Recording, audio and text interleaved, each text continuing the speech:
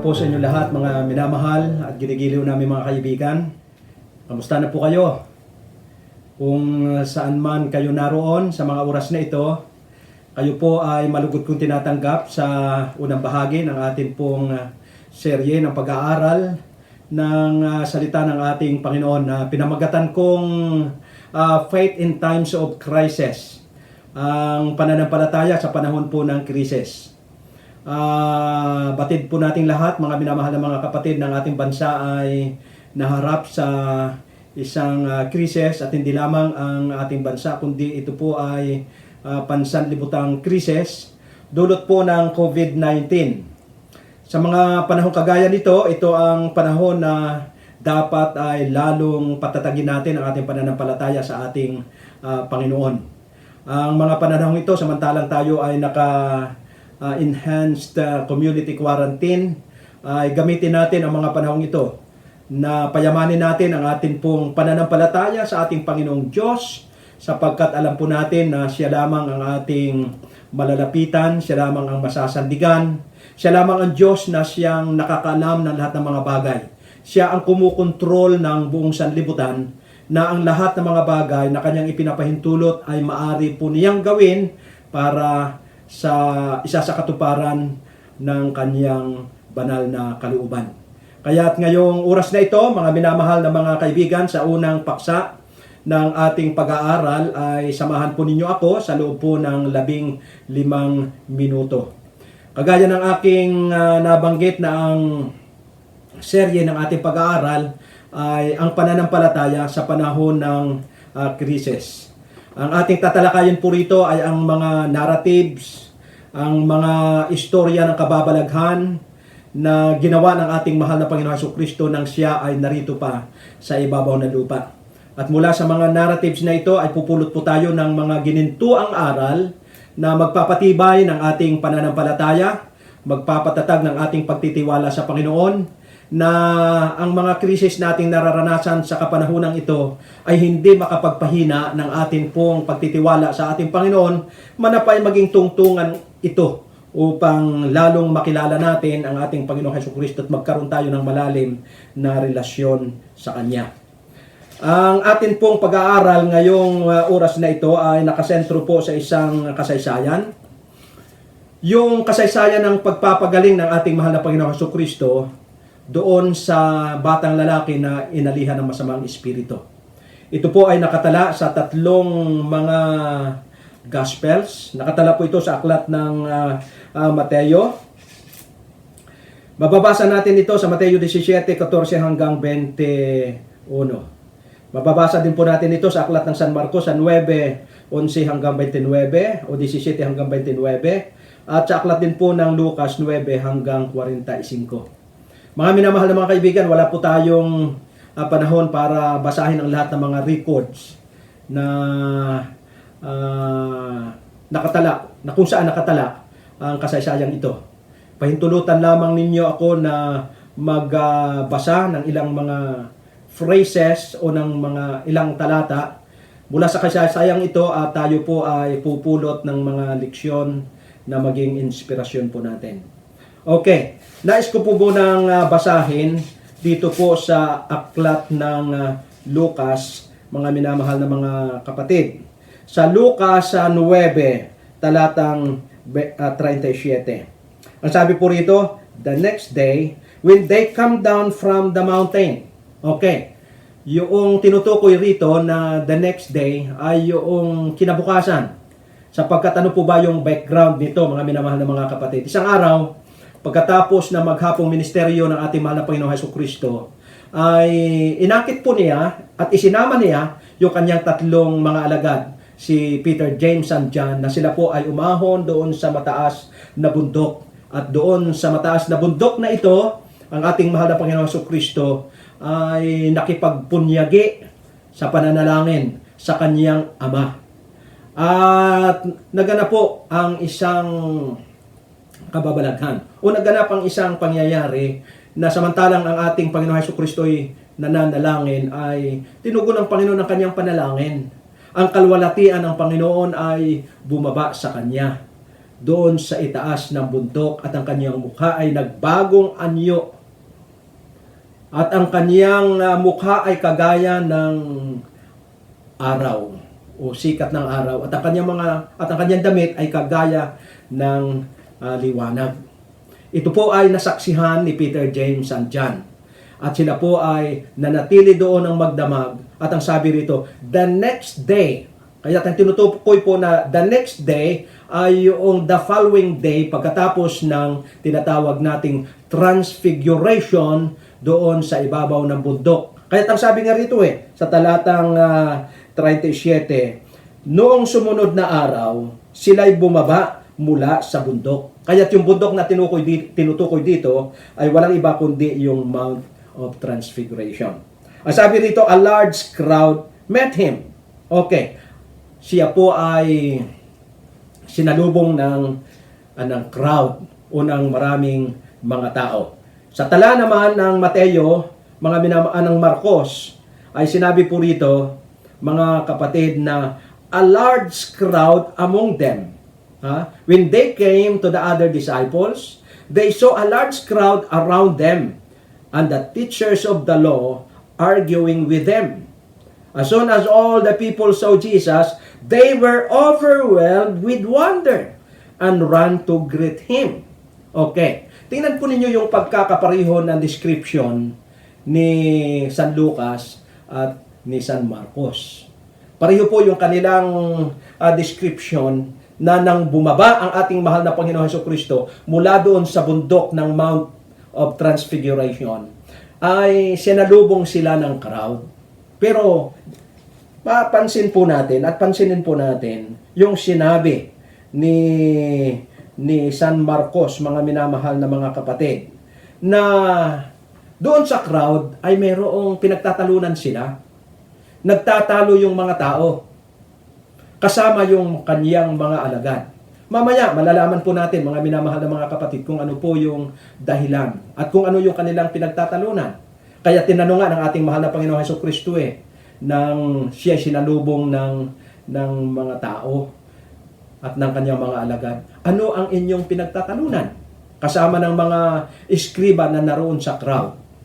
Pero bago po yon, mga minamahal na mga kapatid, gusto ko pong pansinin po natin yung sinabi ni San Marcos na nung makita ng crowd ang ating mahal na Panginoon Jesucristo, they were overwhelmed with what? They were overwhelmed with wonder. Ano po kanyang dahilan, mga minamahal na mga kapatid, na they were amused and they were overwhelmed with wonder? Ito ba ang unang pagkakataon na nakita nila ang ating mahal na Panginoon Jesucristo? Marahil po ay hindi naman, sapagkat nakasama na nila ang Panginoon Jesucristo sa mga naunang paglilingkod ng ating mahal na Panginoon Jesucristo doon sa paligid ng lawa. Kaya't hindi po itong kauna-unahang pagkakataon na nakita ng crowd ang ating mahal na Panginoon Jesucristo. Subalit sa mga panahong ito, sa gitna ng kanilang pagtatalo, nung makita nila ang ating Panginoon Jesucristo kasama ng kanyang mga alagad, ay natigilan sila. At pagkatapos they were amused, they were overwhelmed with wonder. Ano po kanyang dahilan, mga minamahal na mga kapatid? Salamat po sa sulat ni Mrs. White. Ang paborito kong author, si Ellen G. White, mga minamahal na mga kapatid, ay mayroon pong sinabi tungkol dito.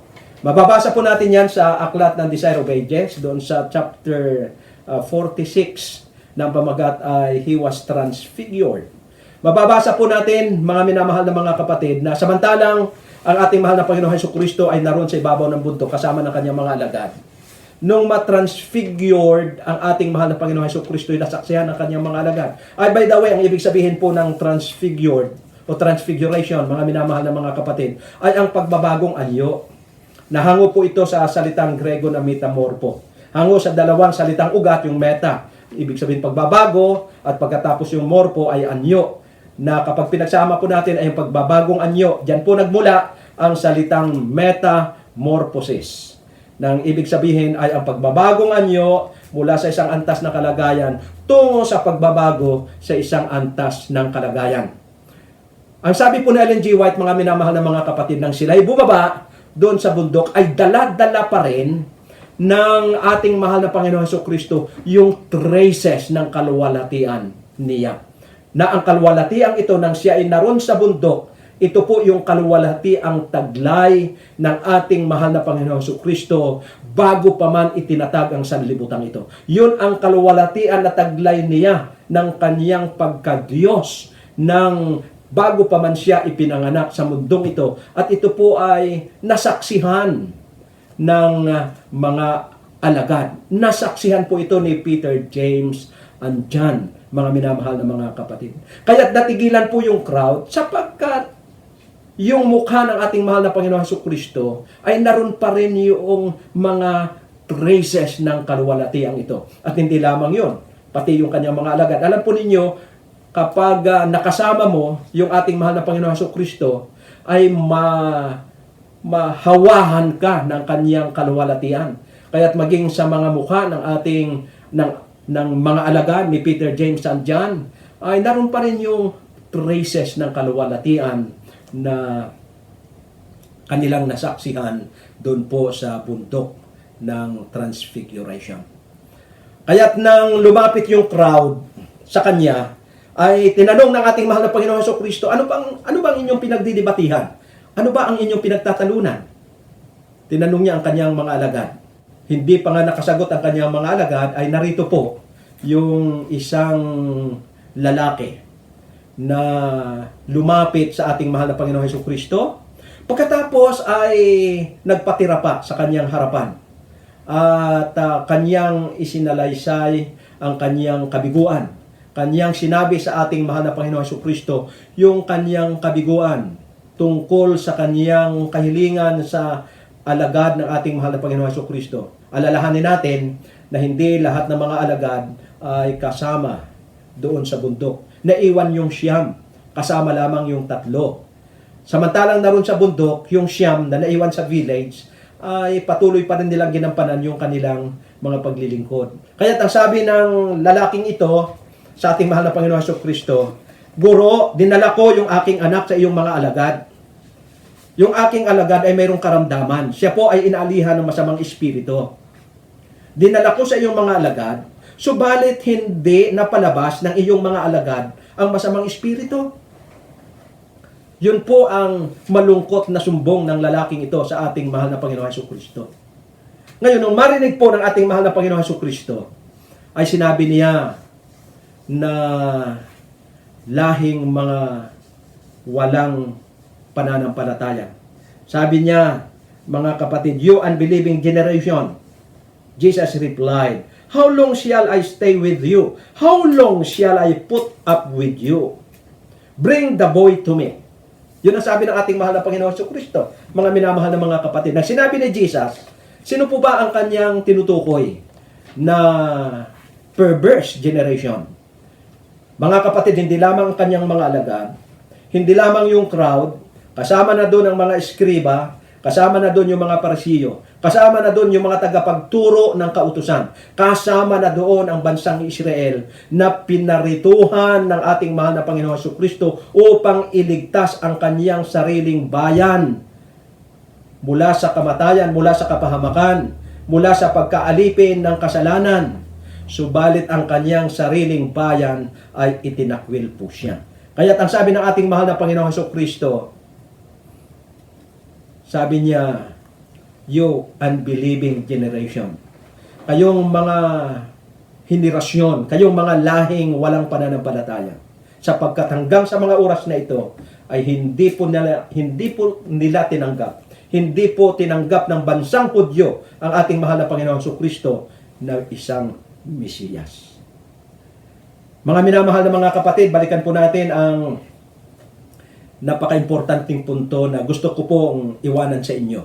Pansamantala nating itigil yung atin pong pagbasa sa mga talata at ipagpatuloy po natin sa susunod na yugto ng atin pong pag-aaral. Subalit gusto ko pong balikan yung dahilan na kung bakit hindi po napalayas o yung dahilan na kung bakit yung pagmiministeryo ng mga alagad ay hindi naging epektibo. Tandaan po natin, mga minamahal na mga kapatid, nang dumating si Kristo, nagtatalo yung crowd. At si Ellen G. White ay mayroon pong komentaryo doon na ang kanilang pinagtatalunan ay yung pangyayaring ang mga alagad ay hindi naging effective sa kanilang gawain.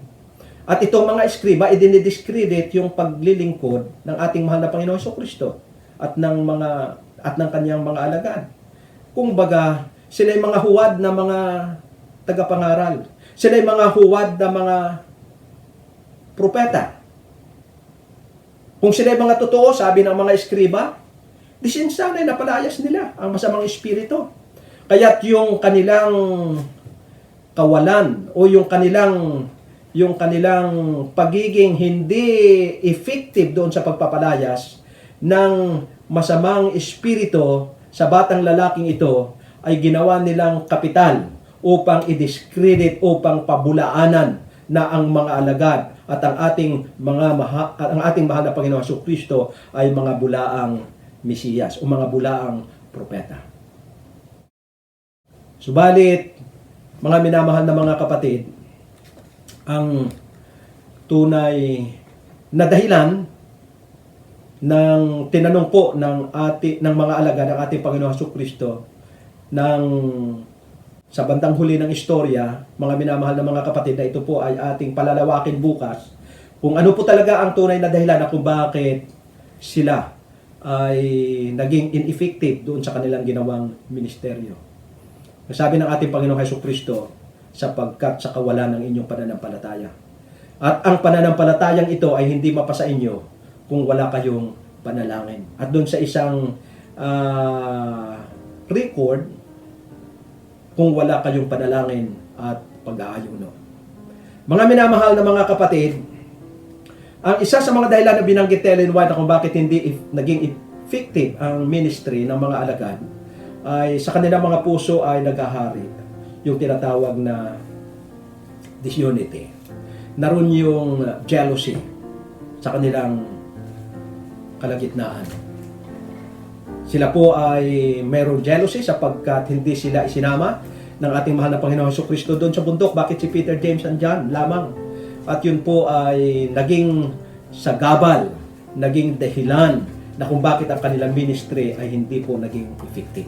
Kaya't mga minamahal na mga kapatid, mga kaibigan, posible po pala na tayong involved sa gawain ng ating Panginoon. Tayong mga ministro, tayong mga pastor, kulportor, mga guro, at tayong mga lingkod ng ating Panginoon sa iba't ibang mga antas ng paglilingkod, ay posible na aktibo tayo sa ating ministry, may ginagawa tayo, subalit hindi naging productive ang ating pong paglilingkod, bunga na mayroon pong mga pagkabahabahagi sa ating pong kalagitnaan.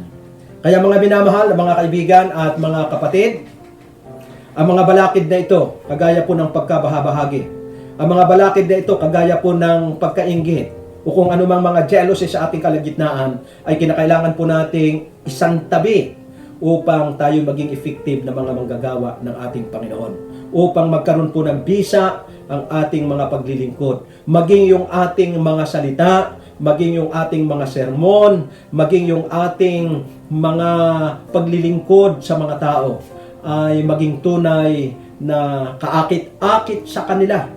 Makukumbinsi sila, makukonvert sila sa pana ng ating Panginoon kapag nakita nila ang tunay na karakter ng ating mahal na Panginoon Jesucristo sa ating mga puso. Kaya't ang hindi pagkakaisa, ang pagkabahabahagi, yung mga jealousies na yan ay kinakailangan nating isang tabi, mga minamahal na mga kapatid. At higit sa lahat, ay pagyamanin natin ang ating pananampalataya. Yung mga balakid na yon na nararamdaman, na iniingatan ng mga alagad sa kanilang mga puso, ay naging sagabal upang hindi sila magkaroon ng sakdal na pananampalataya. Kaya't nasumpungang kulang ang kanilang pananampalataya, anupat hindi naging effective ang kanilang mga panalangin. Mayroon silang aksyon, mayroon silang motion, mayroon silang salita, sapagkat kasama nila si Jesus. Sa maraming beses, narinig nila kung paano pinalalayas ni Kristo ang masamang espiritu. Kinopya nila yung mga salita ng ating Panginoong Hesukristo. Maging yung aksyon ng ating mahal na Panginoong Hesukristo ay kanilang kinopya. Subalit sa kabila nito, kulang pa rin ang kanilang ministry. Walang kapangyarihan sa kanilang mga salita. Walang kapangyarihan sa kanilang mga aksyon sapagkat nasumpungan, mga minamahal na mga kapatid, na sila ay kulang sa pananampalataya. At anong sabi ng ating Panginoong Hesukristo? Bukas ay palalawakin natin ang puntong ito na ang kapangyarihang ito ay hindi po darating sa atin kapag tayo'y walang panalangin. Bukas, tatalakayin po natin ang kadugsong na bahagi ng istorya. Subaybayan po ninyo mga minamahal na mga kapatid at sana'y nakapulutan natin ng aral ang kwentong ito na magpapayaman ng ating pananampalataya, magpapatatag ng ating pananampalataya lalong-lalo na sa mga panahong ito. Maraming salamat po mga minamahal na mga kaibigan hanggang sa susunod na yugto ng ating pag-aaral. Tandaan po natin, ang atin pong pag-aaral ay mayroong pamagat na ang pananampalataya sa panahon po ng mga krisis. Sana sumainyo ang pag-ibig ng ating Ama, ang biyaya ng kanyang anak at ang pakikisama ng Santong Espiritu ay sumaatin mula ngayon at magpawalang hanggan sa pangalan ni Jesus. Amen.